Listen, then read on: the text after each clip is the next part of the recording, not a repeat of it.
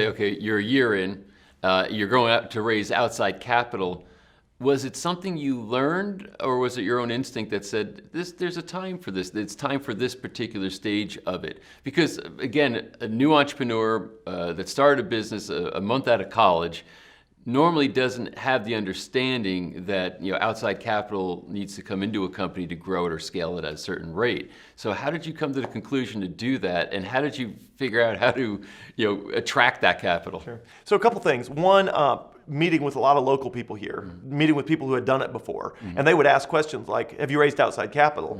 Which would trigger follow-on questions like, no, and why would you, and what would you use it for, and how does that look like, and what do they get in return, and how does that, so we learned that way. Also, The Art of the Start 2.0, the book I mentioned, with Guy Kawasaki, great framework for why do you raise, how do you raise, how long do you bootstrap, and all of that. But a lot of it was just talking to local people who, the more we talked, the more the animal of how this looked became more and more clear, and it became clear that, wow, if we had more money than we have coming in off the product, we could actually grow this thing significantly faster, and that would be great. And so ultimately that came together. But it was with this kind of endless curiosity of always asking and always thirsting for what's the next step, and how does it look, and what do partnerships look like, and what does capital look like, and always just peeling back the onion looking for what's inside that led us to each of the steps that we ultimately took. What were your strengths that allowed you? Everybody's got strengths and weaknesses, right? So you build on your strengths. What were your strengths that allowed this company to thrive in the way it did? So I love this journey of intellectual discovery whenever I'm doing something, of starting from scratch and there's just learning and learning and learning, trying to be, whatever I'm doing, just trying to be the absolute best at whatever that is. So I wanted to be the best entrepreneur in the world. Well, the best entrepreneur in the world ought to figure out what success looks like, and not just be successful, but understand why, so that you could actually repeat it. And I came to this conclusion that a lot of the people that were successful in entrepreneurship could not repeat it because they did not understand the underlying principles that had made them successful. So I brought this intense desire and this curiosity to learn, combined with a very high degree of passion and drive and enthusiasm.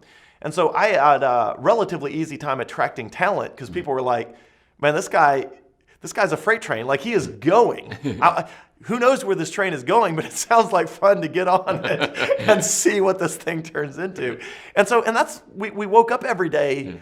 There was no possibility of failure. Of course there was, that was not part of our thought process. I was curious about that. Like, what was your level of confidence starting out? Well, I think very high, because, but again, it's very high off ignorance. Right. We didn't know how hard it was or what it was going to take. So to us, it was just, the entrepreneurial spirit is built on this drive and this passion and this determination that'll go through walls to see your vision become a reality. So failure was not an option, because it just wasn't one of the things we ever evaluated. We never talked about it, because we were not going to fail, because we were not going to let that happen. And so we were always just driving and pushing and building. And that's part of what makes entrepreneurship so fun. When you were starting out, or maybe even that first year or beyond, did you envision it getting as big as it became? No. So I remember a conversation, the individual who owned the building where we were kind of being incubated in was my first business partner in this. And I remember going to him with the idea and saying, I've sold a few of these licenses. I think we can make a couple $100,000 off this. And I remember later, whatever, 8, 12, 10 years later, at an employee event, when in aggregate we had sold more than a couple $100 million of the software. And I told the story of saying, I think we can sell a couple 100,000 of this, and it's going to be great. And it's like, and it kept growing, and we didn't know how big it was going to get, but the goal was always, we can help more people, we can sell more product, we can make more money, which lets us hire more people, which is going to be more fun, which is going to be great. And so we set our heights. I mean, we would joke we wanted to get big enough to acquire Microsoft, knowing that would never happen. But that's the level. If you start by trying to build a small lifestyle business, you're going to build something that may not even succeed. If you start by trying to change the world, you may not become the next Microsoft, but you'll be way bigger than just a few people. Well, speak to that maybe a little further. What role did core values play in the company culture, and its development? So the core values were huge. As we built, one of the things we thought, because me and my two co-founders were all Christians, we wanted to build a business that, even though it was very diverse for the belief systems of the employees, we wanted all of them to know that we were Christians and we were building the company on biblical core values. But we had not bothered to document those core values because we didn't think we needed to. We thought people would just sort of assimilate and understand them. But as we got bigger, we started opening satellite offices. It started becoming clear that assimilation of core values was not going to happen automatically. So we had a few incidents where it became clear that people they were not clear what our expectations were relative to their behavior. So me and Nathan McNeil and Patrick Norman, my two co-founders, in addition to me, the three of us went on an offsite and we came up with 14 core values. And most of the core values were based on something someone had done that we did not want to ever happen again. Right. And so we said, here's the core values. And once we built the core values, we rolled them out in a big way. So we had a company-wide meetings where we said, these are the core values.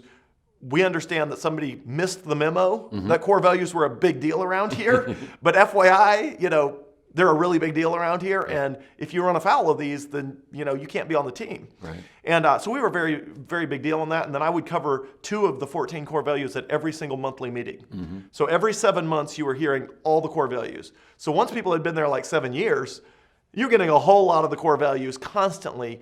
And then by doing that, even as we became a worldwide company, multinational with remote offices all over the world, the core values the employees were always hearing the core values. And then more importantly, we live by them. So they were very strict. I mean, if somebody, of course it was grace and forgiveness too, but if somebody ran afoul of them and they should have known better, we were not going to let the employees say, well, that clearly things are allowed to slide. No, if you violated the core values, this company was built on those core values. And so what we saw is the people that thought they could have more fun somewhere else or didn't really fit slowly kind of cycled out. Right. And we attracted more and more and more of the people who fit our core values, which ended up being just an incredibly strong core values. Even today with 350, 400 employees worldwide, Bomgar Corporation, the core values are still very core to the business. So did it become a challenge at scale to try to preserve that, or did the culture actually once it was solidified, then it just started attracting the right people and people would self-select out pretty easily if they didn't fit?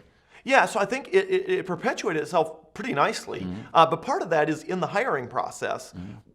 We became very disciplined. Again, people did not have to be a Christian to work at Bomgar Corporation, but they had to live by the core values. And so one of the things we would always do is ask in job interviews, how do you feel about the core values? And we were not looking for necessarily them to weigh in, but we were looking for, was their response, yeah, I looked at them, I don't think they're going to be a problem. And it's like, no. We're not looking for employees that don't think they're going to be a problem. Right. We are looking for employees whose response is, yes, that's part of what attracted me to the company. I've worked for all these companies that did all this stuff that made me feel icky, and I want to work for a company that has a belief system, that feels strongly about that belief system, and is willing to follow through.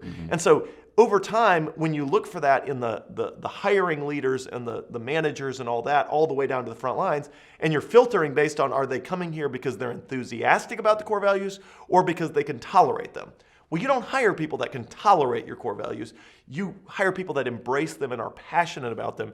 And yeah, so the core values, one of the things I'm most proud of is even as the company continued to grow, the core values are very strong and being lived out every day at Bomgar Corporation.